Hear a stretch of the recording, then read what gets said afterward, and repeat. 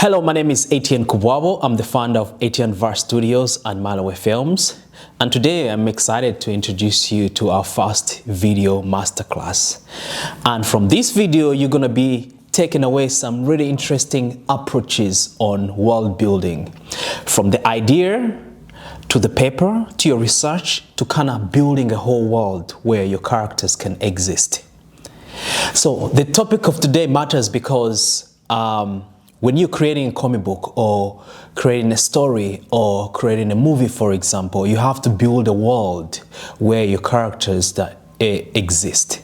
Now, that's really important because you need to decide if the world that your characters exist reflects the world that we live in, or if it's set in future, or if it's an apocalyptic world that's been maybe attacked by whatever alien invasion, some sort of world like that. Or you need to decide if it's set in maybe back in the day, let's say in 1800s. So that whole world building is key to storytelling. It reflects on how your characters walk, talk, even the way they react to things. So that's why world building is really important in storytelling, because it lets your readers know where everything is happening.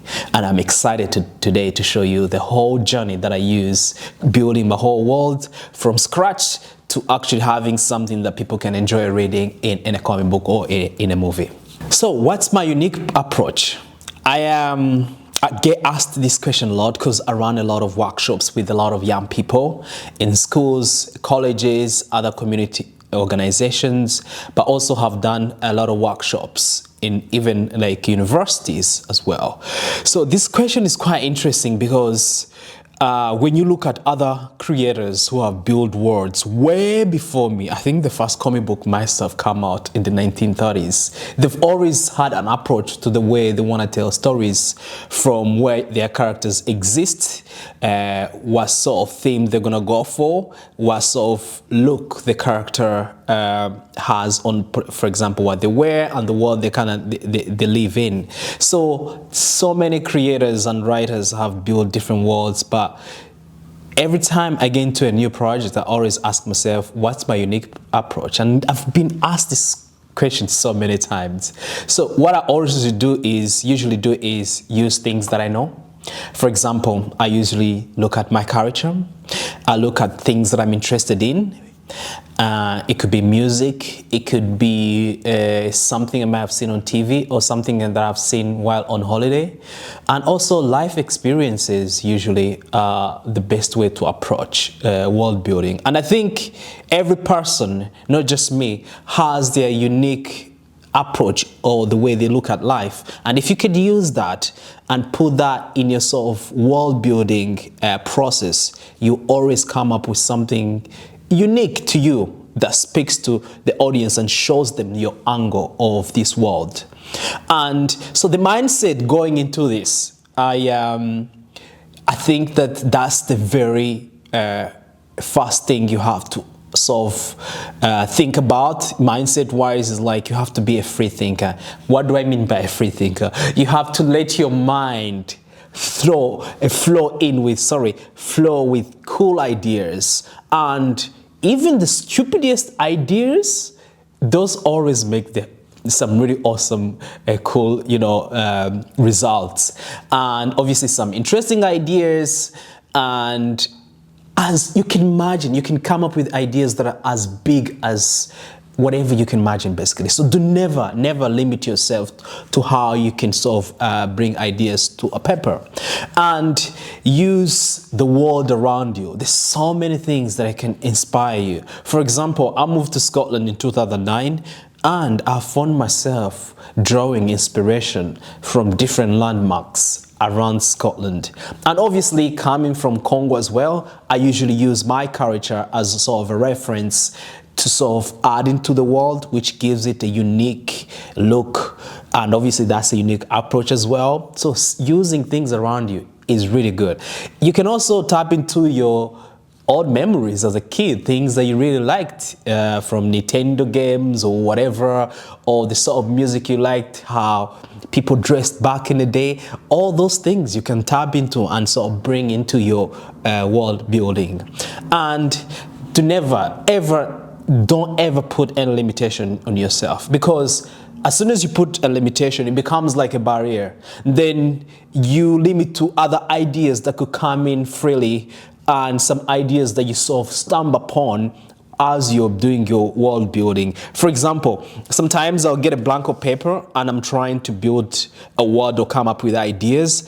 And when you start sketching something based on what you like, for example, another idea may come in, like as you're doing the thing that you're sketching out. And usually if you don't put limitations to your mind, then you can have room for those new ideas that come in as you sort of sketch out whatever you're sketching, add to whatever that thing that you're building. And the final thing I can say is have fun. I mean, the whole point of doing stories, and as a comic book fan and a comic book creator and also filmmaker, building worlds, you want to build something that the fans can read or see and recognize something and see your signature, obviously, embedded within the design or whatever you build. So if you have fun with it and get all these ideas out of you and put them on paper, and one thing I can say, as you're having the fun, don't try and perfect everything, because I've noticed that with time, you can refine things as you go. Another important thing is setting time to reflect. For example, if I've been working on an idea, this is a blank paper in the studio right now, and maybe I've drawn about 5 sketches, and that's me maybe from 9 a.m. to maybe 3 p.m. and I know I need to go home and do something else. It's always nice to take time off, even if you're taking a day off tomorrow, for example, and you can always come back to the thing you're doing in 2 days time. Usually when you come back with a fresh mind, you bring in more ideas, or you can refine bits that you are not happy with when you left.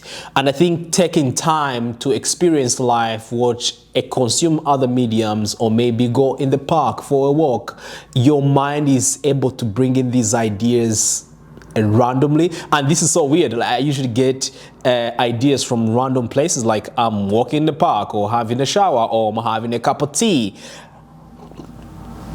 And an idea comes and I'm like, whoa, I could add that to the sketch that I have in the studio. And then I usually take out my phone, write the idea down. And sometimes you could get distracted, but if that idea is meant to come back, for some reason it finds its way and you get that idea down. So taking time to reflect is good. And obviously other things that you could do is like make a routine, obviously, right? Of when you know you're going to the studio or you're going to your workspace to either build words or write a script. For me, I do Tuesdays and Thursdays. And just know that that time is the day to sort of go in and come up with ideas. And sometimes some days it may not work. Just take time, go for a walk, call a friend, and then come back to it. Usually when you come back to it with a fresh mind, it does help. And then obviously if you have to travel, if you there's something maybe you feel like it's a bit challenging, you know, just leave it and then come back to it like next week. And usually, honestly, like some of the ideas, the best ideas I've come up with is like I've drawn something and it's a weird shape and I'm like, where am I going with this? And later when I come back to this, and then I have better ideas on how I can refine it and make it a better idea. And the final thing is have something to write your ideas on. For example, I've got a big notebook that I bought in an art shop that is in my studio. I've got another one that is in my house, and sometimes maybe I may not use those. I may use those when I've planned to sketch out stuff, but sometimes I can get a random idea and I'm at home and it's like 1 in the morning and it's quickly sketch something out. Another other thing I usually do is I've got a iPhone that does these voice notes. I'm sure your phones will do voice notes anyway. Sometimes I get an idea either for a story or a world on how the world looks like, and I'll record voice notes, and that's it. I can come back to it next week and remember, oh, I recorded a voice note. And the other thing is I've got this note app on my phone where I can write notes of what I'm doing the whole week. And on a day that I know I'm coming to do like world building, I can sort of write down, what the idea go while I was at home, so that when I come back to it, I know what I'm supposed to be doing, or the idea go while I was out. So yeah, writing your notes down and recording voice notes and writing idea you've got somewhere, it does really help because you don't forget about it. And I've really noticed that for me, if I have an idea that needs to be added to whatever thing that I'm working on, usually I may write it down, and sometimes, I don't know, it's just like your mind. Once you're back on your sketching paper, you remember the idea you wrote down. Especially if it was that good of an idea, it sticks with you and it keeps like speaking to you like on your ear. So yeah, that's the process. Remember, you know, your unique approach. Use things that you know, use the world that you know, reflect on your culture, look at your culture, look at different things that inspire you around life. And obviously, the other thing we can talk about is think freely, for example, and also use the world around you. Don't put any limitation to yourself, and remember to have fun. And something to also note as we finalize this first video of the workshop, of the masterclass, remember to reflect. Go take time off and come back to it. And finally, make notes of what you think about ideas you come up with. Record voice note, record videos, whatever way you use to store everything so you can always remember.